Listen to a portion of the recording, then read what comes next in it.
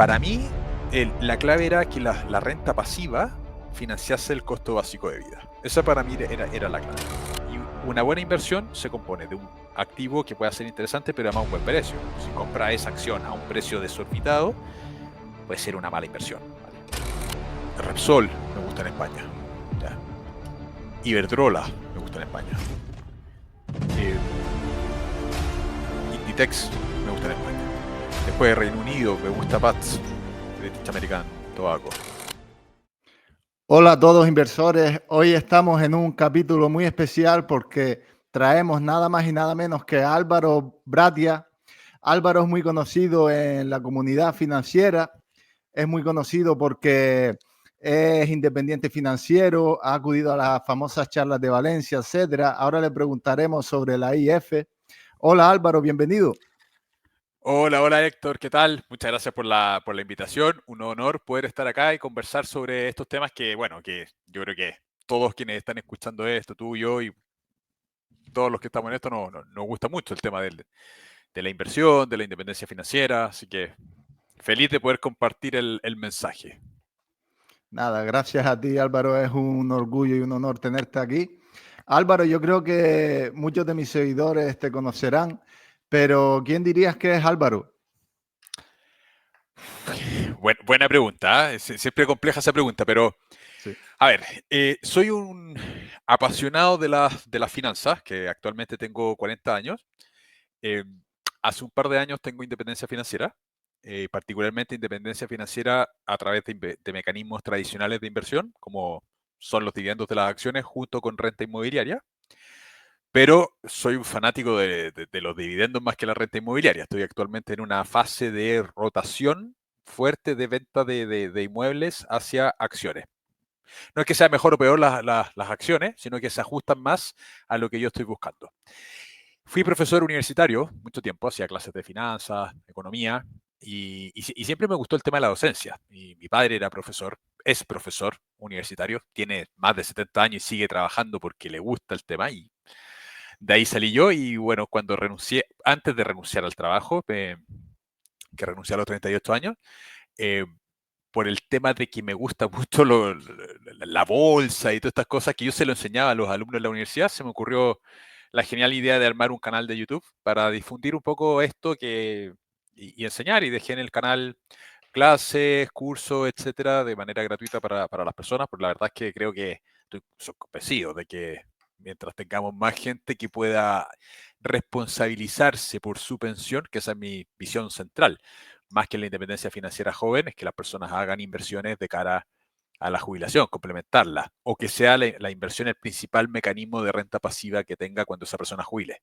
Si por ese motivo el día de mañana esa persona puede retirarse antes del trabajo, mejor, pero como norte deberíamos ser, bueno, aseguremos la jubilación, que en España tienen una situación compleja, por el sistema de pensiones podrían eventualmente bajar las jubilaciones, sobre todo de la gente más joven.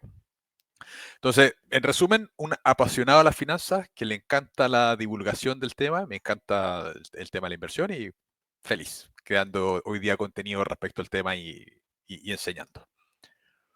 Ahora te preguntaré, Álvaro, sobre los dividendos y demás, pero para llevar un orden cronológico, ¿nos podrías contar un poquito cómo llegaste al mundo de la inversión y cuáles fueron tus primeros inicios en la inversión?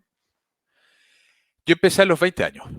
Actualmente tengo 40. A los 20 años empecé a invertir, pero antes de eso, mi familia, particularmente mi abuela y mi madre, pero mucha enseñanza de mi abuela, muy pro ahorro. Ahorrar, ahorrar, ahorrar, que el ahorro era la base, siempre el concepto de capitalizar. Entonces, yo empecé muy joven para los estándares normales, pero empecé tarde en lo que se refiere a mi familia. Me decían, oye, pero a los 18 años ya hay que empezar a ahorrar, invertir, parte de la mesada. La mesada es el nombre que se le da en Chile al dinero que te pasan los padres para, qué sé yo, comprar algo por ahí. Bueno, hay que ahorrar. Entonces, siempre crecí con el hábito del ahorro. Y establecí una línea temporal entre los 20 y 22 años. Estuve invirtiendo en plazo fijo, ¿ya? Porque no tenía idea de lo que era la bolsa en ese momento. Por cultura familiar, mis padres habían ahorrado lo que ganaban en el trabajo, ahorraban comprando pisos muy de a poquitito, ¿vale? Y para complementar jubilación. Entonces tenían ahí un par de pisos que arrendaban y ese era lo que yo veía la renta inmobiliaria. Entonces, yo en una primera etapa estaba haciendo inversiones en plazo fijo, precisamente para juntar la entrada, como le dicen en España, o pie, como decimos en Chile, para comprar propiedades. A los 22 años empecé a invertir en acciones como mecanismo para juntar la entrada de la propiedad más rápido, ¿ya? Pensando que las acciones se iban a apreciar a una velocidad mayor que los retornos que daban los plazos fijos. Y siempre tuve ese norte. Y cuando empecé con acciones a los 22 años, compraba cualquier cosa. O sea, en ese momento, año 2007, desde Chile no era tan fácil como es hoy día poder acceder a mercados como el norteamericano, Europa, etcétera. Entonces, lo que era la inversión en bolsa propiamente tal, estaba principalmente restringida a bolsas chilenas para comprar acciones, porque era muy caro invertir en otros mercados. ¿Ya? Nos pedían montos de transacciones muy grandes, mínimo, no sé, $30.000 por compra en Estados Unidos. Cantidad que obviamente yo no tenía. Si yo era niño, podía ahorrar, qué sé yo, $100 que entre la mesada y lo que ganaba trabajando en distintas cosas, ¿vale? A los 20 años. Entonces, siempre tuve esa fase de ahorro, en primer lugar plazo fijo, después acciones de empresa, todo queriendo juntar capital más rápido para la entrada a las propiedades. A los 22 años empecé con acciones. Ya cuando empecé a comprar acciones me empezaron a llegar algunos dividendos, pero no tenía clara la estrategia de dividendos. Yo quería ganancia de capital y veía el dividendo como un extra que iba recibiendo. Con el tiempo y mediante observación, fui viendo que la porción del portafolio que más me estaba rentando, por lo menos en la parte chilena, ¿ya? Que pensemos que la economía chilena es parecida a la española, yo diría. Tiene un componente cíclico, es una economía donde hay muchas, donde las empresas más grandes, en el IPSA, que es el equivalente al IBEX de España, son muchas financieras, son bancos, acá tenemos harta minería, tenemos algo de consumo defensivo, tenemos retail, que era como el sector de crecimiento en ese momento en Chile. Entonces, y empresas de utilities. La bolsa chilena tiene mucho componente de eso, y minería, ¿vale? Eh, y yo me fui dando cuenta que las acciones que iba comprando, que pagaban buenos dividendos, tenían mejor retorno medio, porque era un retorno menos volátil que tenía las otras. Además, cuando compraba acciones, en ese momento, yo compraba por recomendación del banco. Las acciones que estamos recomendando en este minuto son y daban el listado. Porque tenían un precio objetivo mucho más grande que el precio de mercado que tenía. Precio objetivo, no sé cómo le dirán en España, pero precio objetivo es el equivalente al valor. ¿Cuánto debería valer la acción? Y particularmente se Valor enfocaban en acciones de intrínseco. crecimiento. Valor intrínseco llaman allá. Bueno, acá los bancos le dicen precio objetivo. Entonces las corredoras mandan los informes con el precio objetivo que debería tener tal acción es tanto. ¿Vale?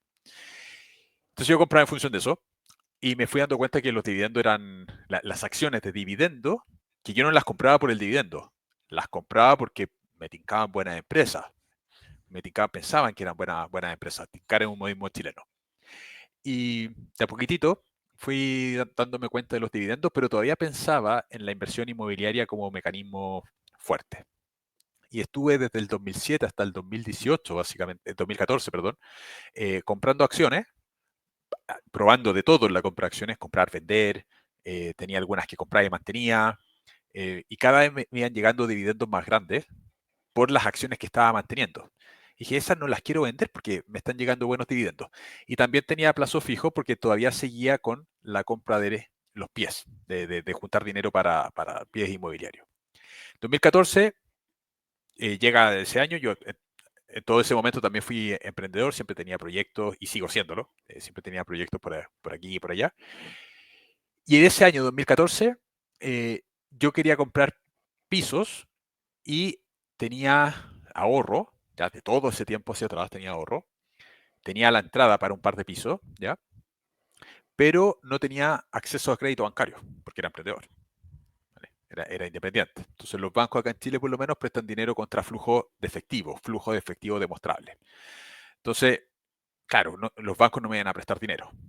Coincidió con que me ofrecieron trabajo en la universidad donde había estudiado, eh, y acepté porque con el nivel de sueldo que me pagaban, calculé cuánto en el fondo era la parte hipotecaria que iba a poder acceder y me convenía. ¿Ya? Dije, voy a estar un par de años en esto, 4 años particularmente era mi pensamiento inicial. Voy a intentar comprar la mayor cantidad de pisos posible, ser hiper ahorrativo y maximizar al máximo eso y bueno, endeudarme por 20 años e intentar en algún punto vender esas propiedades para prepagar más rápidamente con la venta de las propiedades las otras y amortizar más rápido los créditos. Eso un poco era la estrategia que estaba mirando ahí. Y efectivamente hice eso, vendí algunas acciones como parte de la entrada de los pisos, pero no todas. Me quedé con la parte que me pagaba dividendos. Porque yo miraba esa porción del portafolio que me pagaba dividendos y calculaba que los dividendos eran más rentables que los cap rate. Cap rate es el nombre que se le da a la rentabilidad por arriendo, arriendo versus valor de mercado de una propiedad. Y los dividend yields de las acciones eran más altos que los cap rate inmobiliarios. Eso era una primera observación, pero todavía no tenía un referente a quien mirar, eh, que sabía, o sea, seguro que existían, pero yo no conocía particularmente a alguien que viviese de los dividendos. Sí conocía gente que vivía de la renta inmobiliaria. Entonces decía, bueno, ese es el camino. Si nadie vive de los dividendos, o por lo menos yo eso no lo veo, pero sí veo gente que vive de la renta inmobiliaria, entonces quiero invertir en inmuebles. Pero sí tenía la noción de que el dividendo era más rentable en términos de flujo. Y en algún momento de la historia, no recuerdo qué año, llega a mi poder buscando el libro de Hosan Harki, de las primeras versiones del libro de Hosan Harki, Cómo vivir de la renta. Leí ese libro, me llamó la atención el título, porque yo quería ser rentista, compré el libro y me habló todo el libro de dividendos. Y ahí me explotó la cabeza. ¿Por qué? Porque por fin había visto una persona que, insisto, seguro que había muchos otros, quizás anónimos u otras personas en España, como el mismo Gregorio Hernández, no sé si Gregorio Hernández era contemporáneo a Hosan en cuanto a la divulgación del mensaje, pero fue el primero que yo vi que dije, ah, esta persona vive de los dividendos y hace lo que yo creo. Por fin tengo ese referente que en mi cabeza buscaba para autoconvencerme de que los dividendos efectivamente era un mejor mecanismo. Y eso fue un cambio de paradigma. Ya estaba con la compra de pisos, pero dije, bueno, de ahora en adelante solo me voy a enfocar en acciones dividenderas. ¿Por qué? Porque es la porción de mi portafolio que mejor me haya ido. Al mismo tiempo tenía mayores retornos por flujo en términos de dividendo que lo que era la renta inmobiliaria. Y ya tenía una persona a la que mirar. Le escribí un correo a Josan en ese tiempo y ahí empezamos de a poquitito a conversar. Me respondió y bueno, pues nos fuimos acercando a tal punto que me invitó el año 2024 a las jornadas de Valencia y el año 2025 ahora. Y además escribió el prólogo de un libro que yo acabo de escribir. Así que Josan fue ese primer mentor que yo tuve a la distancia y les recomiendo a muchos leer ese libro, Cómo vivir de renta. Para mí fue una apertura total el por fin tener una persona que había logrado lo que yo veía en el Excel, pero que todo el círculo decía que no. Y obviamente se activa el SAR, el sistema reticular, no sé cuánto el nombre, pero cuando ya conoces una persona que vive de los dividendos, empiezas a conocer a varias. Y empecé a conocer a varias personas por ese motivo, hablando de inversiones, que ya vivían de los dividendos. Personas que yo pensé que vivían de la renta inmobiliaria, me decían sí, pero también tenemos dividendos y todo el cuento. Y ese fue el viaje. Trabajé 10 años en la Universidad Mayor. Quería 4, pero trabajé 10. Me quedé más tiempo. Buscaba lo que era la independencia financiera sin ponerle el nombre de independencia financiera. Después supe que se llamaba independencia financiera. Y a los 38 años, como te decía, entre la mezcla de las propiedades que efectivamente logré amortizar por la venta de otras, junto con los dividendos que fui juntando, logré por lo menos pagar el costo básico de vida. ¿Ya? Hay muchos nombres que se le da a esto. Está la libertad financiera, la independencia financiera, la tranquilidad financiera. Para mí, la clave era que la renta pasiva financiase el costo básico de vida. Esa para mí era la clave. El costo variable de vida lo podemos elevar al infinito. Viajar, qué sé yo, todas esas cosas. Y además nunca me imaginé dejando de trabajar. Nunca vi el, el momento en el cual pueda vivir de las rentas como un momento en el cual me instalo a ver Netflix todo el día. ¿Ya? O me instalo en la playa todo el día. Eso para mí no existía porque me gusta trabajar, me gustaba hacer cosas. Entonces siempre vi que el momento en el cual la renta pasiva pagase ese tipo de costo después mi trabajo me tenía que financiar solamente el placer, los viajes y ese tipo de cosas. Y además me he ido dando cuenta que eso es, cuando tienes más tiempo, por lo menos en mi caso, ese tipo lo digo de otra manera, el tener más tiempo te abre una curiosidad mayor y te abre no nuevas necesidades, pero sí nuevos anhelos. Y en mi caso fue y es viajar. Entonces ahora estoy viajando más y viajando más largo, tipo 2, 3 meses, cosas por el estilo, cosas que era imposible hacer antes cuando trabajaba, tenía un mes de vacaciones al año. Entonces ese fue el punto y más o menos con 2.500 euros, cuando llegué a 2.500 euros de esa renta pasiva, ahí ya estaba financiado el costo de vida, pero como te decía, el resto podemos escalarlo hasta el infinito. O sea, si alguien quiere vivir en Londres, bueno, va a necesitar más dinero, ¿vale? Entonces, toda esa parte de costo variable, o ir a restaurantes, viajes, qué sé yo, no sé qué, no sé cuánto, toda esa parte, y dije, bueno, eso lo financio con emprendimiento y con emprendimientos de cosas que particularmente me gusten mucho. Esa es un poco la lógica, la historia secuencial de la inversión, etcétera. Álvaro, y desde que empezaste a invertir hasta que conseguiste esta libertad financiera, ¿cuántos años pasaron? 18, 18, empecé al 18 años. 2020, 18 años, empecé a los 20 años, obviamente con montos muy chiquititos, y a los 38 años ya tenía una renta pasiva equivalente a 2.500 euros. Más o menos 18 años, sí. Vale. Y Entendiendo sí. que los primeros 5 hice pura estupideces. O sea, si hubiese desde el minuto 1 sabido lo que sé hoy día, probablemente me hubiese demorado 13, 12, una cosa así. Ya. Eso te quería preguntar, Álvaro. Si alguien que nos está viendo está empezando ahora a invertir o tú mismo pudieras volver al inicio de tu mundo inversor, ¿qué cambiarías si a lo mejor, pregunto, en vez de empezar con la inversión inmobiliaria, podrías empezar directamente con los dividendos? Es buena pregunta, y la respuesta mía no es una respuesta universal, en el sentido que no le va a servir a todas las personas. Yo hoy empezaría si me pudiese aconsejar a mí, entendiendo que tengo un perfil que me gusta ser emprendedor, que no me basta solamente estar con el trabajo, que me gusta desarrollar otras cosas, que no es necesariamente el perfil de todas las personas. A mi perfil de años atrás, te diría acciones dividenderas, solo acciones dividenderas, y emprende y desarrolla proyectos. Y dentro de las acciones, una mezcla, algo de DGI, de acciones de dividendo creciente, pero mucha vaca lechera. ¿Por qué? Porque el emprendimiento creo que tiene mayor potencialidad y yo hice crecer también más rápido la bola de nieve porque tenía actividades extra a mi trabajo, donde el valor hora que ganaba era superior. Entonces, mirando la historia para atrás, digo, no, no, no. La clave sería independizarme lo antes posible, pero no con independencia financiera, sino que independizarme para tener un trabajo independiente y tener alto dividendo en ese momento que me compense en parte, porque los dividendos tampoco van a ser tan grandes, que me compense en parte la volatilidad que podría tener como trabajador independiente. Pero convencido de que el trabajador independiente tiene, por lo menos en Chile, mayor potencialidad, mayor riesgo, pero mayor potencialidad de tener ingresos más altos que el trabajador dependiente. Entonces, yo apostaría por eso. Si miramos la ecuación de capital futuro, el capital futuro es básicamente el capital presente por uno más una tasa esperada, una tasa X de retorno elevado a n, donde n es el tiempo. Entonces, ¿cuáles son los componentes? El n, que es tiempo, mientras más largo, mayor va a ser el capital futuro.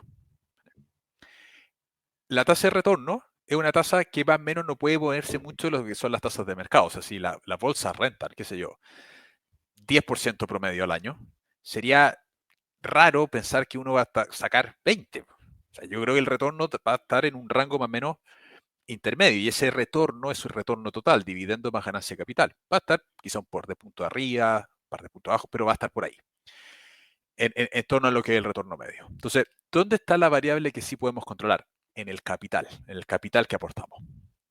Entonces, para mí la lógica es intentar maximizar el capital que aporto, ¿ya? Porque en eso sí tengo mayor nivel de control, en el sentido de que puedo tener un emprendimiento y tengo cierto nivel de control, por lo menos mayor que la tasa de retorno media, y el N no lo podemos tocar. El N lo podemos alargar o lo podemos acortar en función de cuánto tiempo queramos estar invirtiendo. Y desde ese punto de vista de que el capital aportado puede ser mayor y es una variable que más podemos controlar, la forma en que tengo de poder aportar más capital es teniendo más estabilidad en los ingresos. Y por eso es que a mí me gustan tanto conceptualmente, y partiría hoy día desde cero con acciones que paguen dividendos, porque esos dividendos los usaría. Toda la teoría financiera y todo lo que he enseñado yo también en el canal es reinviertan los dividendos, que se aplica a la mayoría de casos. Personas que están trabajando, reciben dividendos, reinviértanlo. Pero si queremos emprender, usemos los dividendos y corrijamos la volatilidad en nuestro emprendimiento. Y ese emprendimiento tiene la potencialidad de generarte un ingreso mayor para aportar mayor capital.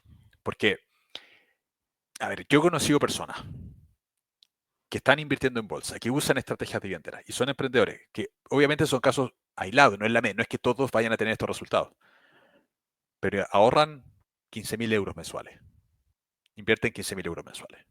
Alcanzar la independencia financiera, y ojo, estuvieron 2 años sin ganar ni uno, pero después hicieron crecer el negocio y ganan, qué sé yo, 20.000, pagan una cantidad de impuestos brutal y ahorran 15.000, 12.000, 10.000. Meter en la ecuación de capital futuro 10.000 euros mensuales es estratosférico. ¿Qué porcentaje de la población lo va a hacer? Porcentaje muy chiquitito, muy chiquitito. Pues no tenemos la mentalidad del emprendimiento. Pero si metemos más capital presente, tenemos mucha más facilidad para tener un monto futuro X y en un N más corto que nos dé la independencia financiera. Y yo también lo veía en mi trabajo. Yo en mi trabajo como profesor, yo ganaba X cantidad por hora. Y cuando habían instituciones por fuera que me contrataban para hacer clases, ganaba 6 veces eso por hora. O los proyectos de consultoría. Las universidades son centros, pero absolutos de consultoría. Van muchas empresas a pedir consultoría y asesoría a universidades. Y ahí me pagaban X cantidad a la hora de consultoría, que era un valor hora superior a lo que era el valor hora de trabajo de docente. ¿Vale? Trabajo docente, qué sé yo, voy a inventar aquí, 10 euros la hora, 10, 15 euros la hora de trabajo. Y el valor de consultoría era 50, 60 euros la hora. Pero eso era cuando me subcontrataban. Después yo tuve la consultora y yo subcontrataba. Y ahí el valor también era distinto. Yo buscaba al cliente, desarrollaba ciertas partes, pero ganaba 200 euros la hora. Entonces, el emprender me hizo pasar de 15, que es lo que ganaba la media, a 200. Entonces, ahí claramente se acelera la independencia financiera porque aportas más capital. Entonces, dado que ese fue mi camino y yo aceleré mucho a través del emprendimiento, y no el emprendimiento que requiera mucho de jerga financiera CAPEX, ¿vale? No el emprendimiento de comprar, vender cosas, sino que el emprendimiento de prestar asesoría, de vender tu HH, pero de manera final, no a través de una institución. Eso me reportó mucho más ingreso. Y yo aceleré mucho antes de que naciese el canal de YouTube, precisamente a través de los proyectos de consultoría.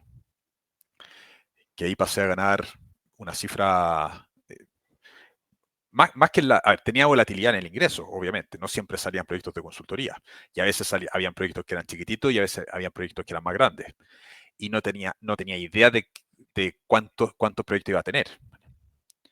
Pero ese fue un hito particular de una aceleración en el tramo final, que también fue súper estresante porque tenía el trabajo en la universidad y fuera del trabajo en la universidad tenía toda esta otra actividad eh, que la hacía fuera de horario laboral y trabajaba, perdón la expresión, pero que te cagas cómo trabajaba. O sea, era desde las 6 de la tarde hasta las 9, 10 de la noche y el fin de semana también. Incluso el canal de YouTube nace porque yo después trabajaba haciendo capacitaciones. Y para postular a las licitaciones con las empresas para ganar esas capacitaciones, yo aparte de hacer las clases puntuales, les decía, les voy a mandar videos con resúmenes para los usuarios. Y era parte de la propuesta de valor en las licitaciones. Y los primeros videos del canal, que eran tanto ocultos, eran clases para las empresas a quienes les vendía capacitaciones. Por eso el canal se llama Bratia, no es que sea mi apellido Bratia, era el nombre de la consultora. Eh, Sí, Claro, quería posicionar el nombre de la marca con los clientes y en algún minuto se me ocurrió hacer un video público y después otro y después dejar un curso y bueno, y creció mucho. ¿Vale? Hay 140 y tantas mil personas hoy día, 147.000 suscriptores. Qué Pero bueno. inicialmente era eso, era para ganar esas capacitaciones donde tenía un valor hora superior, tenía que dar un valor añadido y en ese momento lo pensé como, bueno, dejemos videos y material complementario a los clientes. Sí, yo creo que la mayoría de personas que te siguen piensan que te llamas Álvaro Bratia. Sí, Yo lo pensaba sí, antes de hablar sí, contigo. sí.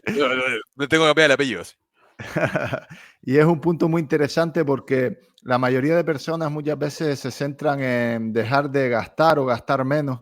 Y muchos grandes inversores ya han dicho que es casi más importante aumentar los ingresos que bajar los gastos, porque bajar los gastos tienes un límite con el que tienes que sobrevivir, pero sin embargo aumentar los gastos no tiene un límite. Es como la asimetría de la bolsa, que puedes perder lo invertido pero ganar mucho más. Y es bastante Claro. interesante el consejo este que das de emprender. Hoy en día también con las redes sociales, internet, se puede emprender mucho más fácil que antes. Y por lo que tú me dices, Álvaro, ha sido un punto muy importante que ha influido bastante en tu IF. Sí, porque además está otro componente, y un componente mental. A ver, hay varios factores. La independencia financiera muchas veces se ve como un proceso lineal. Trabajo, genero ingreso, ahorro, invierto, hasta que en algún minuto idealmente esa renta pasiva supere mi costo de vida. Para la mayoría de las personas, ojalá anclarlo a la edad de jubilación, pero cuando se piensa en jubilación antes es todo ese proceso adelantarlo y que los dividendos en este caso sean superiores al costo de vida antes y un proceso lineal. Y de ahí en adelante, bueno, dejemos de trabajar y viajemos y todo el cuento. Bueno, ¿qué pasa si los dividendos bajan? ¿Qué pasa si hay una crisis mundial gigantesca y esa persona perdió la capacidad de generación de ingresos? ¿Qué pasa en ese caso? Por otra parte, si tú eres capaz de generar ingresos por tu cuenta, dar el salto a renunciar al trabajo, porque muchos también quieren, como era mi caso, esta independencia financiera por el hecho de que hay un dolor laboral, de que no me gusta el trabajo, o me gusta el trabajo pero no quiero cumplir horario, o que tengo discrepancias con mi jefe, no que me caiga mal él, pero sí en la dirección de la empresa, tengo que ejecutar cosas de las que no estoy de acuerdo. Bueno, por ese tipo de cosas queremos tener autonomía. Bueno, en un emprendimiento tú puedes darle dirección y darle intensidad. Tú en un emprendimiento puedes trabajar lo que quieras y tú tomas todas las decisiones. Entonces, si aprendes a generar ingresos por tu cuenta, bueno, puedes adelantar bastante antes el tiempo en el cual decidas dar ese salto. Y además, pues, o sea, lo ideal es tener múltiples fuentes de ingresos, ingresos activos e ingresos pasivos. En el punto final, cuando ya queramos dejar de emprender, a lo que sé yo creo que me voy a morir haciendo cosas, porque soy más inquieto y no me imagino, hoy día no me imagino tirado en la Bartola, pero quizá en algún futuro diga, sí, ya no quiero estar ahí descansando todo el día y todo el cuento. Yo creo que voy a estar dedicado a algo voy a hacer, en algo me voy a entretener. Pero, pero creo que es súper importante el tener la capacidad de generar ingresos por cuenta propia. Te da protección, te da seguridad para dar el salto, puedes saltar antes también.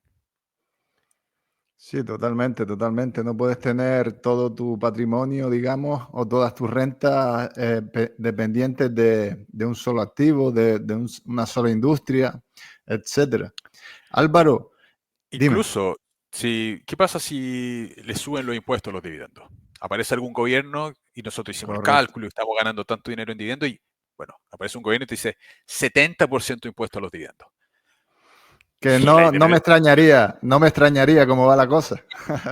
Claro, entonces, el tener la capacidad de poder hacer algo que te genere ingreso, junto con el hecho de que los costos de vida, por lo menos la parte que es variable, la podemos elevar a lo que queramos. O sea, una de las cosas que me encantaría hacer es ir a ver una final de la Champions League.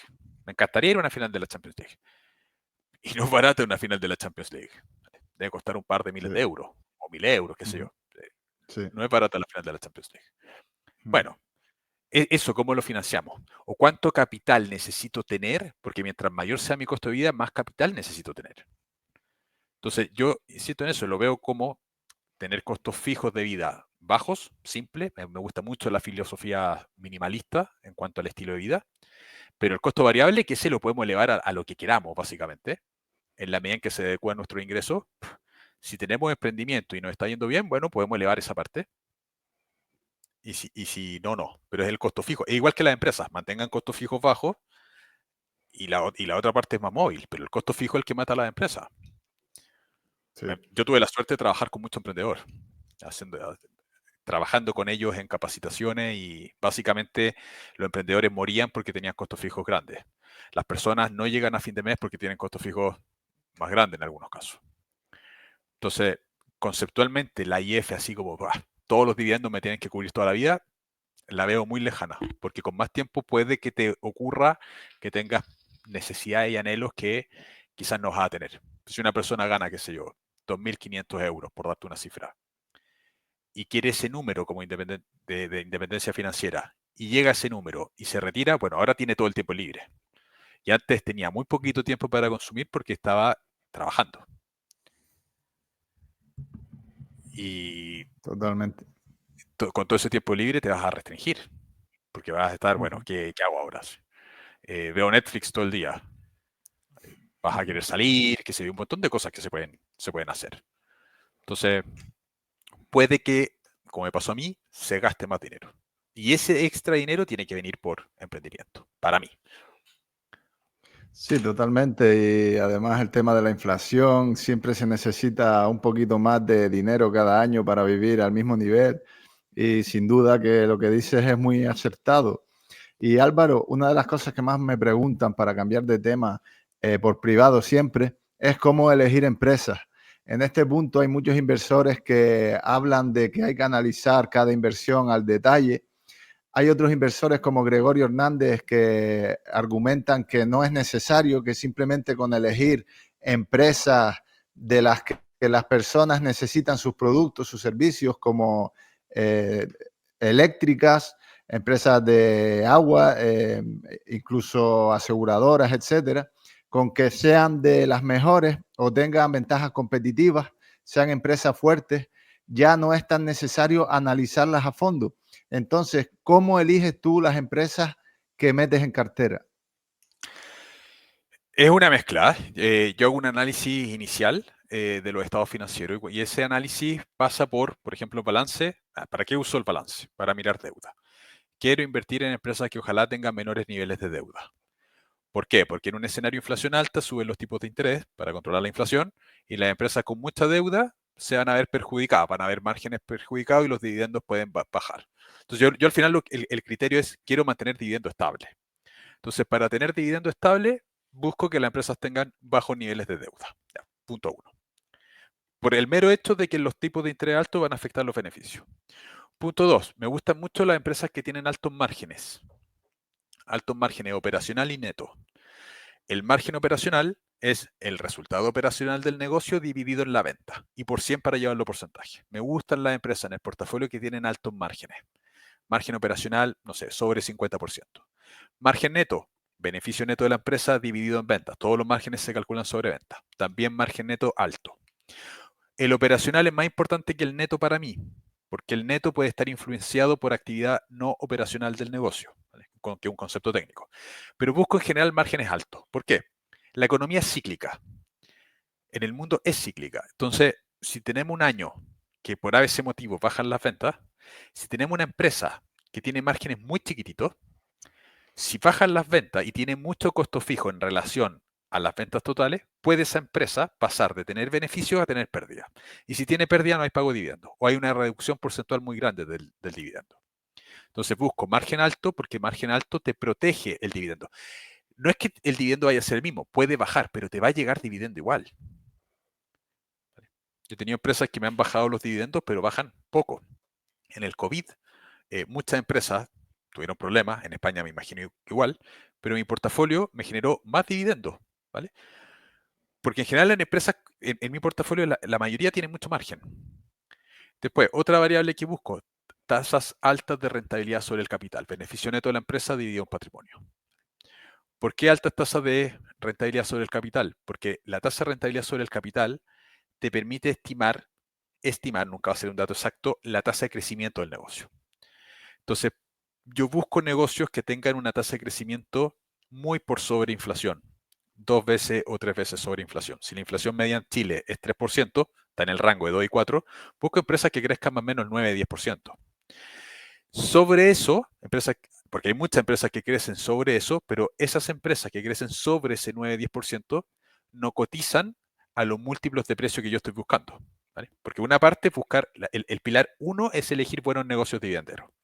Y para mí eso es baja deuda, altos márgenes, alta rentabilidad sobre el capital. ¿Vale? Eso es la parte cuantitativa. Adicionalmente a eso, que dentro del estado de flujo, que tenga flujo caja operacional positivo, eso para mí es algo bastante deseable. E idealmente flujo caja libre positivo. Flujo caja libre se calcula como el flujo operacional, ya el dinero que genera la empresa de las ventas que efectivamente transforma en caja, menos el CAPEX de mantenimiento. ¿Vale? Eso es el dinero libre que queda para la empresa para hacer lo que quiera. Entonces busco idealmente flujos de caja libre bastante amplios. ¿Por qué? Porque desde el flujo caja libre la empresa paga dividendos, puede pagar dividendos, o recomprar acciones, o hacer lo que sea. Entonces me gusta que ese número sea abultado. ¿Cada cuánto tiempo reviso eso? Bueno, yo cuando miro una empresa, miro el historial de los últimos años de esto. Hay un paso previo que miro, eso sí. Antes de mirar estado financiero, miro el historial de dividendos. Si la empresa tiene un historial de dividendo creciente, digo, bueno, esta empresa amerita que mire los estados financieros y analizar todo esto que te estoy contando. Si no tiene historial de dividendo creciente, cíclicamente creciente, ni la miro. No pierdo el tiempo en esa. Entonces, ya visto esas dos partes. Primero, paso uno, historial de dividendos. Segundo, la parte de los estados financieros. Y en paralelo a los estados financieros, pensar si ese negocio existirá en el futuro o no existirá. Si tiene altas barreras de entrada o tiene bajas barreras de entrada. Si tiene una posición de marca fuerte o si no tiene una posición de marca fuerte. Si es top of mind en la industria o si no es top of mind en la industria. Cosas así. Las altas tasas de rentabilidad sobre el capital muestran, por lo general, negocios que tienen posiciones dominantes en la industria donde están. ¿Ya? Entonces, cuando uno mira un negocio que tiene un ROE de, por ejemplo, 20% y la industria tiene un ROE de un 15%, bueno, ese negocio que tiene un ROE más alto que la industria seguramente tiene una posición dominante. Entonces, eso, las ventajas competitivas lo podemos ver también a través de indicadores financieros. Y esta la pregunta que te decía es, ¿esta empresa seguirá existiendo en el futuro o no seguirá existiendo en el futuro?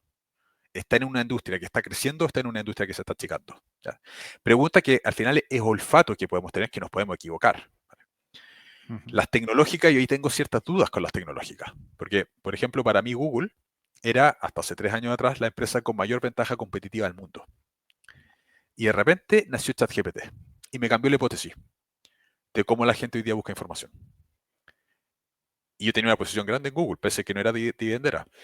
Dije, bueno, ChatGPT correrá, desplazará en cierto punto a Google. Y es una hipótesis que todavía mantengo y decidí disminuir mi posición en Google y aumentar mi posición en el dueño de ChatGPT.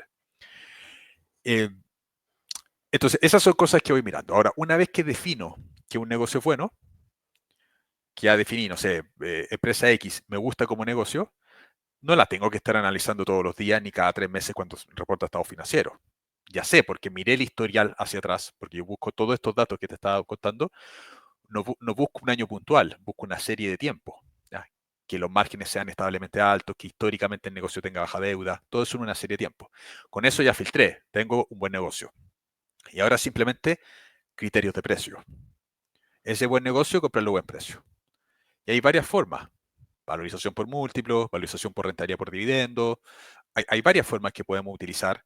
La que no utilizo es flujo de caja descontado, porque es una técnica que es, para mí, sinceramente, creo que para el inversionista retail es absurda, porque el flujo de caja descontado tiene como fórmula muy buena, pero está sujeta a es muy sensible a la variable. ¿Ya? Flujo de caja descontado es básicamente dividendo el próximo año, dividido en una tasa de descuento, que se llama R, menos una tasa de crecimiento que es G. ¿Qué cosa es R? Es la tasa libre de riesgo más un beta, que es la covarianza partido en la varianza. Ya ahí no empezaba a variar. ¿Ya? ¿Cómo calcular eso exacto? Olvídense, el R asígnenlo, el inversionista asigne R. Pero cuando resuelven la fórmula y un inversionista asigna R y calcula una tasa de crecimiento, si varía marginalmente el componente de la tasa de crecimiento, varía completamente el resultado. La tasa de crecimiento, ¿qué es lo que es? La tasa de rentabilidad media del capital del negocio por la tasa de retención de beneficios. Todo lo que la empresa retiene y no entrega como dividendo al accionista. Si una empresa cambia el payout, varía el G. Y si varía el G del negocio, la tasa de crecimiento, varía completamente el precio objetivo, el valor intrínseco. Entonces, si las personas que están escuchando esto van a, qué sé yo, al Banco Santander, a la CaixaBank, a Renta 4, a distintas corredoras de bolsa y piden informes de valor intrínseco de acciones, todas van a tener valores distintos. Todos los analistas estudiaron lo mismo, estudiaron la misma fórmula, es todo lo mismo. ¿Qué es lo que varía? Los inputs que meten en la fórmula. Y como esos inputs dependen del analista, todos llegan a resultados distintos. Y las corredoras de bolsa tienen departamentos de estudio, pues no tienen un especialista, o sea, no es una persona que esté estudiando todo el mercado. Tienen un especialista en banco, tienen un especialista en retail, tienen un especialista en energía, etcétera. O un equipo especialista ahí que están haciendo estudios. Y el inversionista como nosotros, individuales, tenemos que tener portafolios globales. Entonces, eso de estar calculando valor intrínseco, que además son muy sensibles a microvariables, no tiene sentido para mí. Es una pérdida de tiempo. A mí, yo lo usaba para enseñar evaluación de proyectos en la universidad, como calcular la VAN, el TIR, el payback de un proyecto. Pero en la práctica son resultados que nunca se van a dar, o es poco probable. Existe algo que se llama análisis de sensibilidad, que es sensibilizar la varianza de los precios que hay frente a las microvariables que se están moviendo. Pero aún así es un trabajo engorroso y yo uso la inversión para ser libre, no para estar metido calculando modelos que van a tener un rango de error muy grande. Entonces yo lo intento simplificar. Utilizo otras metodologías de valorización. Valorización por múltiplo, que es muy rápida, o valorización por retorno esperado por dividendo, que es muy rápido. Retorno esperado por dividendo, el retorno que yo espero, o sea, el dividendo que estimo que va a tener la acción, que hay varios mecanismos para estimar ese dividendo, dividido en una tasa de exigencia. Y esa tasa de exigencia depende del tipo de empresa. Si es DGI, si es DGI de mercado desarrollado, si es DGI de mercado emergente. DGI son acciones que tienen crecimiento de los dividendos. No es lo mismo una DGI de mercado desarrollado que mercado emergente. Las tasas de exigencia van a ser distintas. Y lo otro si es vaca lechera. También los retornos que voy a exigir son distintos y depende del porcentaje del beneficio que entrega el accionista, cuánto retorno le voy a exigir. Entonces es un mecanismo que es bastante simple. ¿Cuándo se usa? Cuando tenemos previamente filtrada la empresa de que es un buen negocio. O sea, paso 1, filtramos el buen negocio. Paso 2, usamos mecanismo de, o yo uso por lo menos mecanismo de rentabilidad exigida. Y simple, fácil. O sea, ya cuando descubre que es un buen negocio, la selección de precio me demoro un minuto. O sea, y no gasto tiempo en la bolsa, y gasto tiempo viendo los partidos. Aquí algunos me van a matar, pero me gusta ver los partidos del Barça. A mí me encanta el Barça. Veo los partidos del Barça, veo Netflix, salgo con amigos a tomar café, viajo. ¿Vale? Hago podcast, qué sé yo. Pero no estoy haciendo cálculos cuantitativos de un portafolio. Imagina un portafolio que tenga muchas acciones. ¿Cómo vas a estar actualizando eso a cada rato? Que la inversión es un trabajo. Entonces, yo no veo que no. Yo creo que la inversión es un mecanismo de libertad. Totalmente. Álvaro, si esperas ver una final de la Champions y quieres apoyar a algún equipo, mejor que te hagas del Real Madrid, porque si quieres ver al Barça en una final de la Champions, creo que está difícil.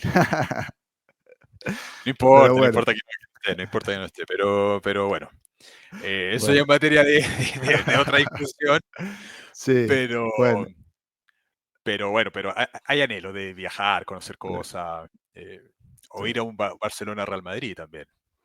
Ah, sería bonito, sería bonito. Eso Álvaro, bromas aparte, estabas comentando, bueno, primero decir que yo hace mucho tiempo que tampoco uso los descuentos de flujo de caja porque es lo que tú has dicho, son muy subjetivos al final.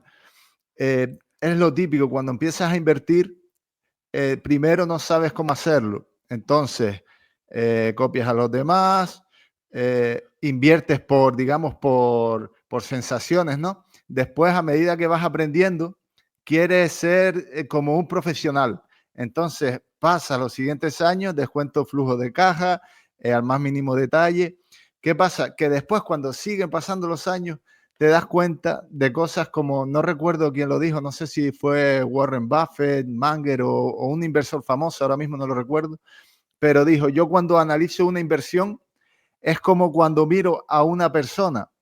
Si esa persona está gorda, yo no sé cuánto pesa esa persona, pero sí sé que está gorda. Sí. Entonces, si yo en una inversión tengo que saber en un descuento de flujos de caja al mínimo cuánto creo que vale la inversión, o si cambio este porcentaje ya me cambia el número al que debería comprar. No, yo veo una inversión y al analizar sus números, sus datos, sus perspectivas futuras, pues ya sé si es una persona gorda o no, si es una inversión que me interesa o no. Entonces estoy completamente de acuerdo contigo en ese tema. Y una pregunta te quería hacer también, Álvaro, aprovechando que estás aquí. Si no estoy equivocado, en Chile, para invertir en empresas norteamericanas, ¿te retienen más del dividendo que las empresas de Chile o estoy confundido? En Chile no hay retención de origen en los dividendos chilenos. O sea, si tengo acciones de empresas chilenas, no hay Vale, pago de impuestos ahí, en origen. Hay un impuesto vale, diferido el año siguiente, que básicamente el dividendo es parte de tu renta, se suma a toda tu renta y sobre toda tu renta se paga un impuesto. Ahora, las empresas cuando pagan dividendo, previamente pagaron el impuesto a la renta.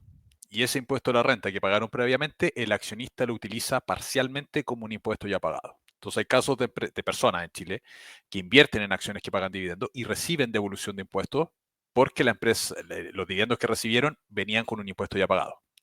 Y la tasa de ese impuesto ya pagado está por sobre la tasa efectiva que tiene que pagar ese inversionista. Entonces recibe devolución. Y hay otros que tienen que pagar extra. Ya, pero acá no tenemos la figura del impuesto en retención de origen, como el caso español, que les retienen el 19, o el caso norteamericano, ya, que retienen 15 o 30, dependiendo de dónde está alojado el broker. ¿y las empresas americanas cuánto les retienen? Depende del broker, pero puede ser entre 15 y 30. Hay algunos que retienen 30 15 y y hay otros 30. que retienen 15. Sí. Vale, vale, vale. Muy interesante. ¿Y eso te influye a ti a la hora de invertir, Álvaro? ¿Prefieres invertir en empresas chilenas por este motivo? O sea, yo tengo una parte importante de mi portafolio en Chile porque cuando empecé a hacer inversiones, hace mucho tiempo atrás, era muy difícil invertir fuera. Ahora, obviamente, he estado invirtiendo en mercados de afuera para diversificar, porque los portafolios dividenderos necesitamos tener diversificación no solamente temporal y geográfica, sino que también diversificación en moneda, ¿vale?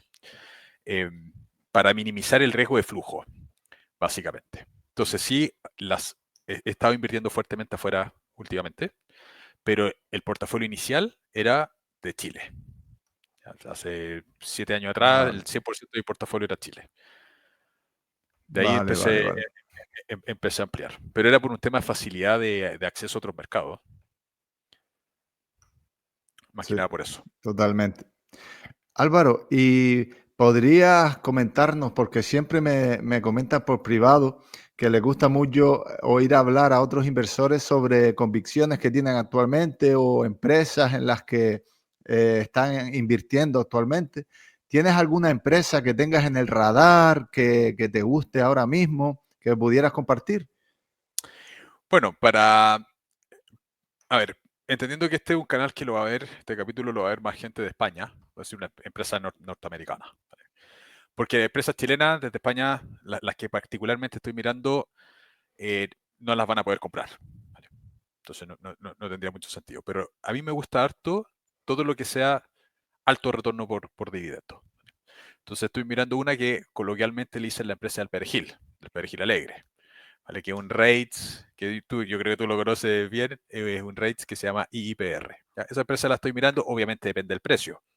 Es complejo hablar de temas de precio en YouTube, ¿por qué? Porque los videos duran mucho tiempo. Entonces, si digo IPR es una acción que estoy comprando, el día de mañana IPR podría estar caro y alguien la compra erróneamente escuchando por una recomendación que se hizo en una red social por ahí y puede estar Sí, pagando un precio caro. Y una buena inversión se compone de un activo que pueda ser interesante, pero además un buen precio. Si compra esa acción a un precio desorbitado, puede ser una mala inversión, ¿vale? Por mucho que el activo sea bueno.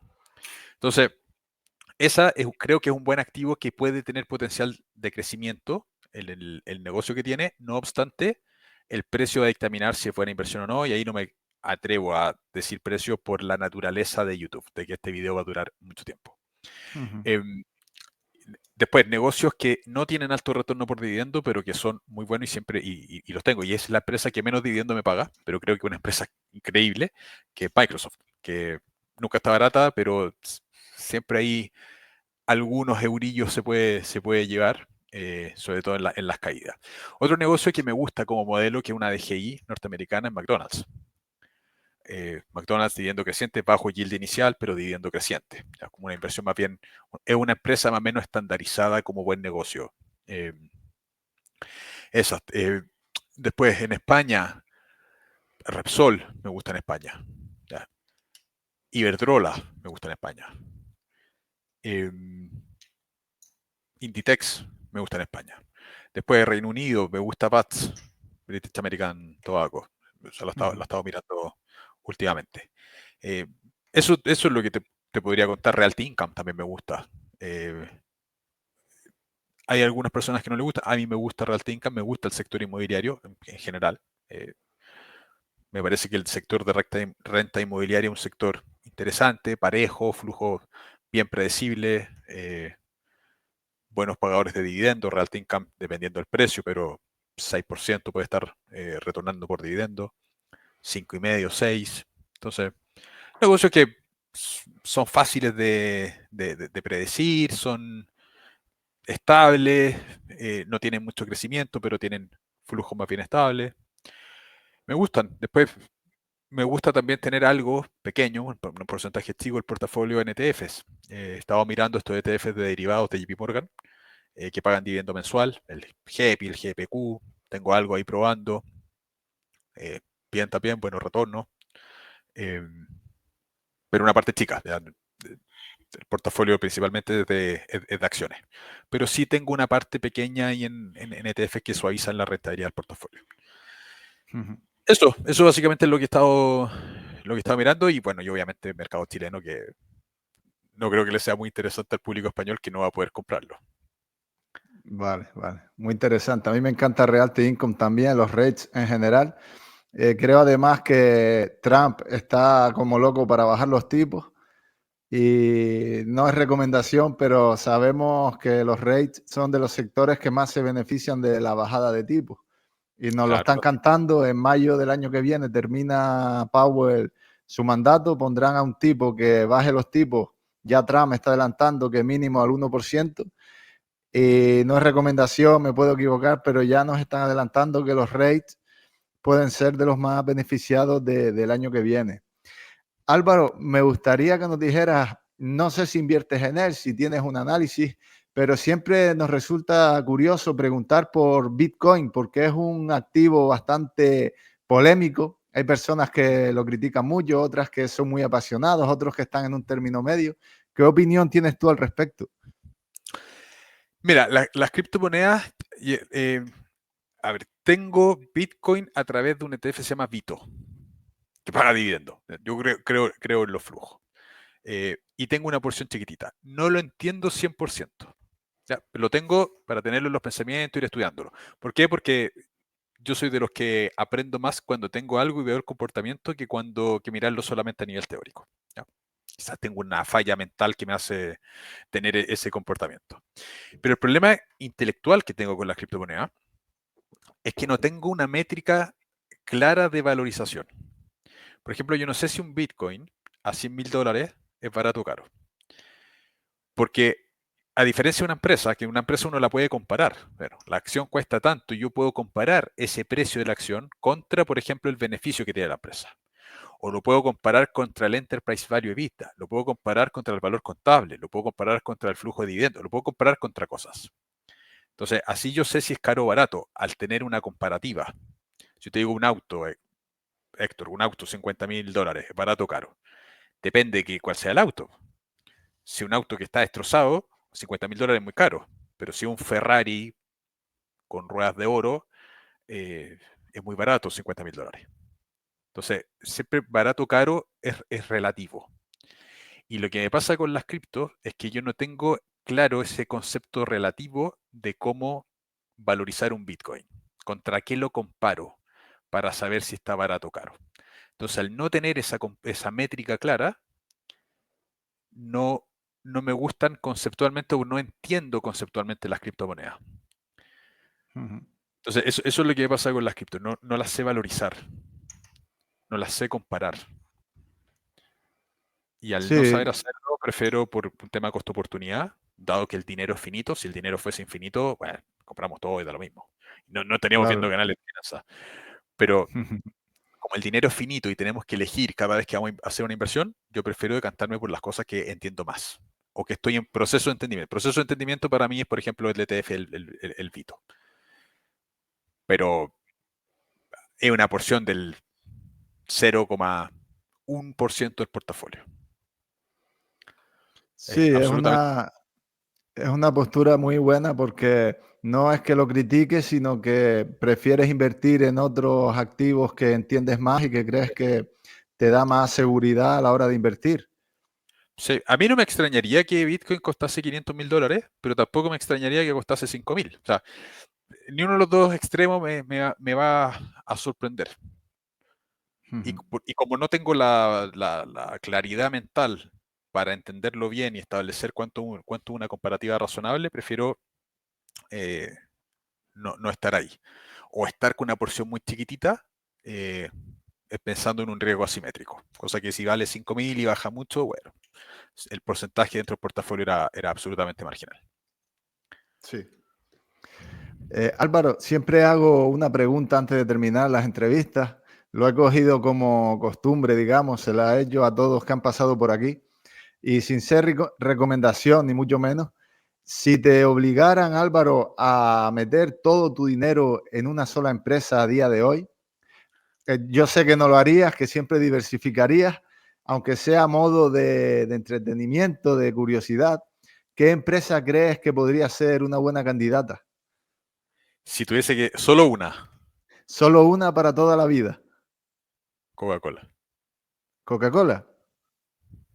Si tuviese que elegir Sí, una sería Coca-Cola. qué bueno. Por su seguridad, entiendo. Sí, porque, o sea, por la estabilidad del negocio, porque si es una para toda la vida, quiero que sea una que tenga dividendo más o menos creciente, que sea dividendo estable, que crezca sobre la inflación, que sea si es una, esa estabilidad me la va a dar consumo defensivo. Hay otros negocios que son más bien cíclicos y que van a tener dividendo inestable. Y si uso el dividendo, necesito que el dividendo sea estable. Al mismo tiempo, que la tecnología no me cambie el consumo de Coca-Cola.